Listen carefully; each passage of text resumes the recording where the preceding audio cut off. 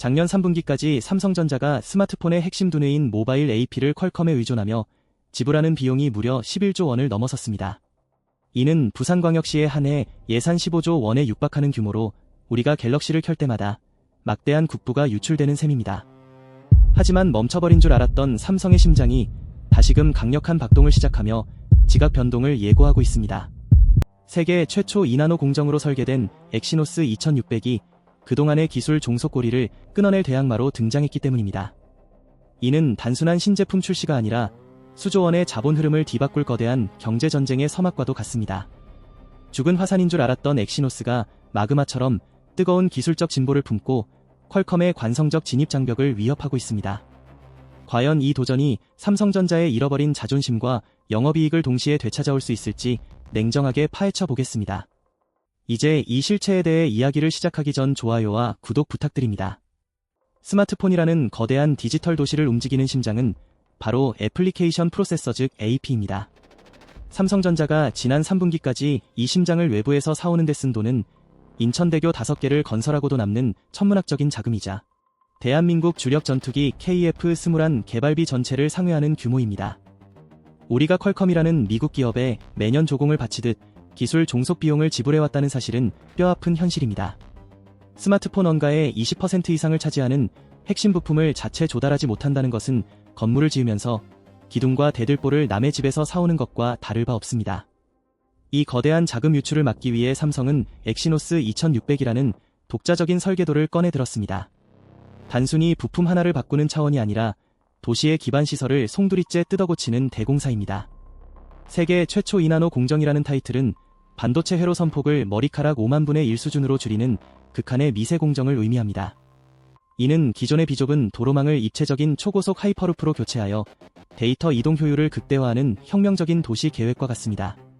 실제로 공개된 데이터에 따르면 엑시노스 2600의 중앙처리장치 CPU 성능은 전작 대비 39% 향상되었습니다.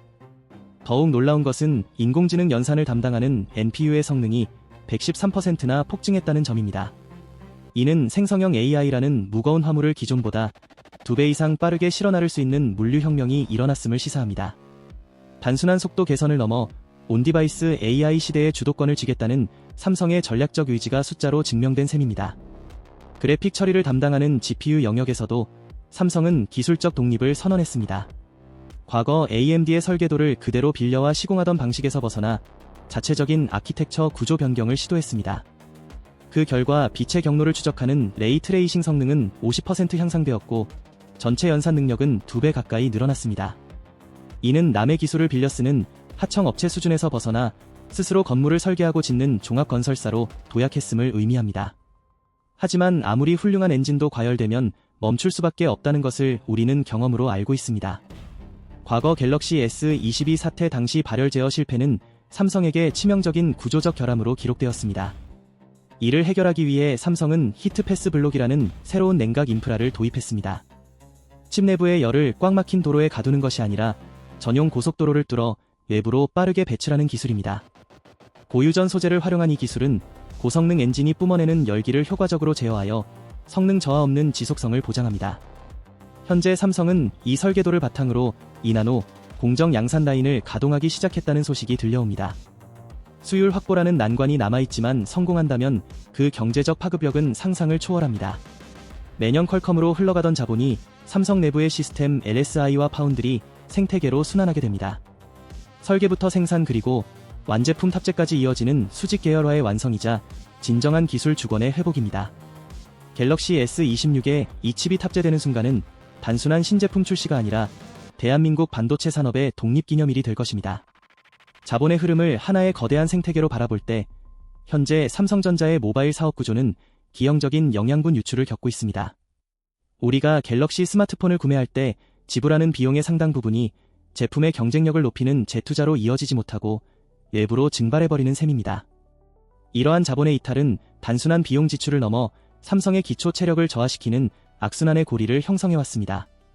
퀄컴에 대한 의존도가 높아질수록 가격 협상력은 약화되고 이는 다시 완제품의 원가 부담으로 돌아오는 구조적인 모순이 발생합니다. 혹자는 이렇게 반문할 수도 있습니다. 소비자 입장에서는 삼성의 이익보다 당장 내 손안의 스마트폰이 최고 성능을 내는 것이 더 중요하지 않느냐는 의문입니다. 수조원을 아끼겠다고 검증되지 않은 엑시노스를 탑재했다가 또다시 발열이나 성능 저하를 겪느니 차라리 비싼 퀄컴 칩을 쓰는 게 낫다는 주장은 일견 타당해 보입니다. 하지만 이 문제는 단순히 기업의 마진을 남기느냐 마느냐의 차원을 넘어섭니다. 스마트폰 원가의 약 20%에서 30%를 차지하는 AP 비용을 내부화하지 못하면 장기적으로 제품의 가격 경쟁력을 유지할 수 없습니다. 엑시노스 2600의 성공적인 안착은 외부로 유출되던 자본을 삼성 내부 생태계로 환류시키는 결정적인 댐 역할을 하게 됩니다. 시스템 LSI 사업부가 설계하고 파운드리 사업부가 생산하며 무선 사업부가 이를 탑재하는 선순환 구조가 완성되면 그 시너지는 폭발적입니다. 절감된 비용은 차세대 배터리 기술이나 디스플레이 혁신, 그리고 AI 소프트웨어 고도화에 재투자되어 결국 소비자에게 더 나은 사용자 경험으로 환원될 것입니다. 특히 이번 엑시노스 2600은 단순한 하드웨어 부품이 아니라 삼성의 미래 기술이 집약된 하나의 거대한 솔루션 플랫폼으로 보아야 합니다. 설계와 솔루션 관점에서 볼 때 이번 칩의 가치는 모바일 영역에만 머무르지 않습니다. 삼성이 독자적으로 구축한 GPU 아키텍처와 113% 향상된 NPU 기술은 일종의 범용성을 가진 기술적 씨앗과도 같습니다. 이 씨앗은 스마트폰이라는 토양에서 검증을 마친 후 자동차의 자율주행 시스템이나 가전제품의 AI 허브, 그리고 로봇 산업으로 이식될 수 있습니다. 과거에는 퀄컴이나 AMD의 지적 재산권에 종속되어 이러한 확장에 제약이 있었지만 이제는 상황이 다릅니다. 자체 설계의 역량을 확보했다는 것은 삼성전자가 만드는 모든 전자기기에 뇌를 심을 수 있는 권한을 가졌다는 뜻입니다. 이는 하드웨어 제조사에서 소프트웨어와 시스템을 아우르는 종합 솔루션 기업으로의 패러다임 전환을 예고합니다. 결국 엑시노스 2600은 삼성전자가 글로벌 반도체 시장에서 단순한 추격자가 아닌 시장의 규칙을 설계하는 룰세터로 도약하기 위한 필수적인 관문입니다. 2026년 2월 갤럭시 S26의 출시는 이 거대한 자본과 기술의 생태계가 정상적으로 작동하기 시작했음을 알리는 신호탄이 될 것입니다. 외부의 기술을 사오는 것이 아니라 우리의 기술로 가치를 창출하고 그 이익을 다시 기술 개발에 투자하는 자립적 생태계의 복원이 눈앞에 다가왔습니다. 지금부터 삼성전자가 구축하려는 독보적인 경쟁 우위인 수직 계열화의 힘에 대해 분석해 보겠습니다. 이러한 구조적 취약성은 삼성전자가 자체 칩인 엑시노스의 경쟁력을 상실했을 때 어떤 대가를 치러야 하는지를 적나라하게 보여주는 지표입니다.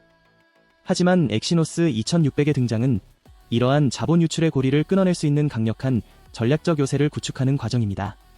삼성전자는 전 세계에서 유일하게 칩을 설계하는 패비스와 이를 생산하는 파운드리, 그리고 최종 제품인 스마트폰을 제조하는 세트 사업을 모두 보유한 기업입니다.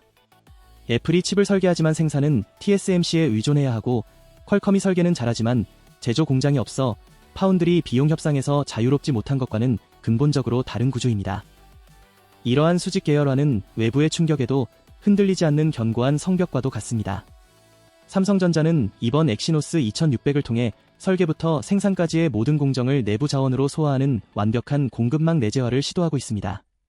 이는 단순히 남의 기술을 빌려 쓰는 차원을 넘어 반도체 생태계의 모든 부가가치를 그룹 내부로 흡수하는 락인 효과를 창출합니다. 특히 주목해야 할 점은 세계 최초로 적용된 2나노 GAA 공정의 전략적 가치입니다.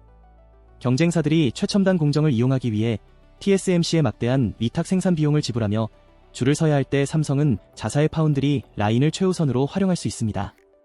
이는 엑시노스 2600의 생산 단가를 퀄컴의 스냅드래곤 대비 $20에서 $30가량 낮출 수 있는 원가 경쟁력의 원천이 됩니다. 스마트폰 1대당 AP 원가 비중이 20%를 상회하는 상황에서 이러한 비용 절감은 연간 수조 원의 영업이익 개선으로 직결되는 강력한 무기입니다. 또한 기술적 측면에서도 설계부서인 시스템 LSI와 생산부서인 파운드리의 긴밀한 협업은 타사가 모방하기 힘든 진입 장벽을 형성합니다. 발열 제어를 위해 도입된 히트 패스블록 기술이나 모뎀 분리 설계는 칩의 설계 단계에서부터 공정의 특성을 완벽하게 이해하고 있어야만 가능한 최적화의 결과물입니다. 퀄컴이 범용적인 파운드리 공정에 맞춰 칩을 설계해야 하는 제약이 있는 반면 삼성은 칩의 성능을 극대화하기 위해 공정 자체를 튜닝할 수 있는 유연성을 가집니다. 이러한 구조는 삼성이 퀄컴과의 가격 협상에서 우위를 점하게 만드는 지렛대 역할을 합니다. 퀄컴 CEO가 갤럭시 S26 물량의 상당 부분을 기대한다고 언급한 것은 역설적으로 삼성의 자체 칩 비중 확대가 그들에게 얼마나 큰 위협인지를 방증합니다. 삼성전자가 엑시노스라는 대안을 확실하게 보유하고 있다는 사실만으로도 퀄컴은 무리한 가격 인상을 요구할 수 없게 되며 이는 삼성의 바게닝 파워를 극대화합니다. 결국 엑시노스 2600의 성공은 단순한 제품의 성공을 넘어 삼성전자라는 거대한 요새가 자급자족 가능한 경제 시스템을 완성했음을 선포하는 것입니다. 시스템 LSI 사업부가 칩을 팔아 수익을 내고 그 수익이 다시 파운드리 공정 고도화에 투자되며 이를 통해 더 좋은 칩이 만들어지는 선순환 구조가 확립됩니다. 이것은 외부 기업에 의존하지 않고도 지속 가능한 성장을 담보할 수 있는 가장 이상적인 형태의 비즈니스 모델입니다. 우리는 지금 삼성전자가 막대한 수업료를 지불하며 깨달은 기술 자립의 중요성을 실현하는 과정을 목격하고 있습니다. 엑시노스 2600은 그동안 잃어버렸던 가격 결정권과 기술 주도권을 동시에 되찾아올 수 있는 유일한 필살기이자 전략적 자산입니다. 이 칩이 갤럭시 S26에 성공적으로 안착한다면 삼성은 글로벌 반도체 전쟁에서 누구도 넘볼 수 없는 독자적인 영토를 확고히 하게 될 것입니다. 상상해 보십시오. 우리가 최고급 레스토랑인 갤럭시를 운영한다고 자부했지만 정작 메인 요리의 핵심 레시피와 재료는 옆집 가게에서 비싼 값을 치르고 사와야 했던 셈입니다. 이런 구조에서는 옆집이 재료비를 올리면 우리도 음식 값을 올리거나 마진을 포기해야만 하는 구조적 모순에 빠질 수밖에 없습니다. 하지만 이번에 삼성은 엑시노스 2600이라는 자체 개발 칩을 통해 이 불합리한 사슬을 끊어내려 합니다. 이것은 단순히 새로운 메뉴 하나를 추가하는 차원이 아닙니다. 남의 집 주방을 빌려 쓰던 더부살이 생활을 청산하고 쌀 한 톨부터 소스 하나까지 내 밭에서 기르고 내 주방에서 직접 요리하겠다는 독립선언과도 같습니다. 이번 엑시노스 2600에 적용된 2나노 공정은 반도체라는 식재료를 분자 단위로 다듬는 극한의 세공 기술입니다. 기존 3나노 공정이 쌀 아래 글씨를 새기는 수준이었다면 2나노는 그 쌀알을 쪼개어 그 안에 정교한 성을 쌓는 것과 비견될 만큼 정밀합니다. 이 좁은 공간에 더 많은 트랜지스터를 집적함으로써 데이터 처리 속도와 전력 효율이라는 두 마리 토끼를 동시에 잡을 수 있게 된 것입니다. 특히 주목해야 할 점은 요리사의 손놀림에 해당하는 CPU 성능이 전작 대비 39%나 빨라졌다는 사실입니다. 더 놀라운 것은 NPU라 불리는 인공지능 보조 세프의 능력입니다. 이 친구는 무려 113%나 똑똑해졌습니다. 손님이 주문하기도 전에 취향을 간파하고 필요한 재료를 미리 손질해 놓는 베테랑처럼 온디바이스 AI 연산을 눈 깜짝할 사이에 처리해냅니다. 그동안 삼성의 발목을 잡았던 고질적인 발열 문제는 주방의 환기 시스템을 획기적으로 뜯어고치는 방식으로 해결했습니다. 히트패스 블록이라는 신기술은 마치 뜨거운 가마솥 옆에 고성능 배기구를 직접 연결한 것과 같습니다. 칩 내부에서 발생하는 열을 고속도로처럼 뚫린 전용 통로를 통해 순식간에 밖으로 배출해버립니다. 덕분에 셰프들은 쾌적한 환경에서 지치지 않고 최상의 요리 실력을 유지할 수 있게 되었습니다. 또한 그래픽 처리를 담당하는 GPU 역시 남의 레시피를 빌려오던 방식에서 벗어나 삼성만의 독자적인 설계를 대폭 강화했습니다. 이는 획일화된 프랜차이즈 맛이 아니라 오직 삼성의 주방에서만 맛볼 수 있는 독창적인 풍미를 구현했다는 뜻입니다. 레이트레이싱 성능이 50%나 향상된 것은 게임이라는 가상 공간의 현실의 빛과 그림자를 완벽하게 입혀내는 시각적 마법을 가능하게 합니다. 이 모든 변화가 가지는 진정한 의미는 삼성전자가 설계와 생산을 동시에 수행하는 종합 반도체 기업이라는 점에 있습니다. 퀄컴은 요리법만 아는 셰프지만 삼성은 주방을 직접 지을 수 있는 건축가이자 요리사입니다. 칩을 설계하는 부서가 레시피를 짜면 칩을 만드는 파운드리 부서가 그 레시피에 최적화된 조리 도구를 즉석에서 만들어내는 격입니다. 이러한 수직 계열화는 외부 업체는 흉내조차 낼 수 없는 삼성만의 독보적인 경쟁 우위입니다. 퀄컴이 범용적인 조리 도구에 맞춰 요리를 해야 하는 제약이 있다면 삼성은 요리의 맛을 극대화하기 위해 조리 도구 자체를 튜닝할 수 있는 유연성을 가집니다.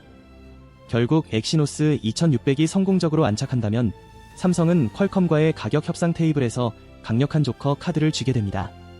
내 냉장고에 이미 신선하고 맛있는 재료가 가득 차 있는데 굳이 비싼 돈을 주고 옆집 재료를 사올 이유가 없어지기 때문입니다. 이는 막대한 국부 유출을 막는 댐을 건설하는 것과 같으며 그 돈은 고스란히 우리 기업의 차세대 기술 개발을 위한 자양분으로 쓰이게 될 것입니다. 이제 삼성전자는 퀄컴이라는 거대한 쇠빙선에 얹어가던 안락한 항해를 끝내고 엑시노스 2600이라는 독자적인 함선을 띄워 미지의 대양으로 나아갑니다. 이는 단순한 신제품 출시가 아니라 기술 주권이라는 신대륙을 향한 위태롭지만 필연적인 항해의 시작입니다. 물론 이 항해에 암초가 없는 것은 아닙니다. 우리는 이미 갤럭시 S22 사태 당시 발열과 성능 저하라는 거친 파도에 휩쓸려 소비자 신뢰라는 닻을 잃었던 뼈아픈 기억이 있습니다. 심지어 직전 모델인 엑시노스 2500은 수율 확보라는 장벽에 막혀 출항조차 하지 못하고 좌초되었던 것이 냉정한 현실이거든요. 하지만 이번 엑시노스 2600은 히트패스 블록이라는 새로운 냉각 설계를 도입해 과거의 실패를 구조적으로 차단하려 노력했습니다. NPU 성능을 113%나 끌어올린 것은 스마트폰을 넘어 로봇과 자율주행차라는 거대한 생태계로 확장할 수 있는 새로운 항로를 개척했다는 뜻입니다. 2026년 2월 갤럭시 S26의 출시는 이 기나긴 항해의 성패를 가르는 운명의 시간이 될 것입니다. 만약 이 도전이 성공한다면 삼성은 단순한 제조사를 넘어 시스템 반도체의 패러다임을 주도하는 글로벌 플랫폼 기업으로 도약하게 됩니다. 실패의 리스크는 여전히 존재하지만 이나노 공정이라는 극한의 기술 장벽을 우리 손으로 넘어서려는 이 시도 자체만으로도 그 의미는 충분히 무겁습니다. 이제 우리는 방관자가 아니라 대한민국 반도체 역사의 가장 극적인 반전 드라마를 목격하는 증인이 되어야 할 것입니다.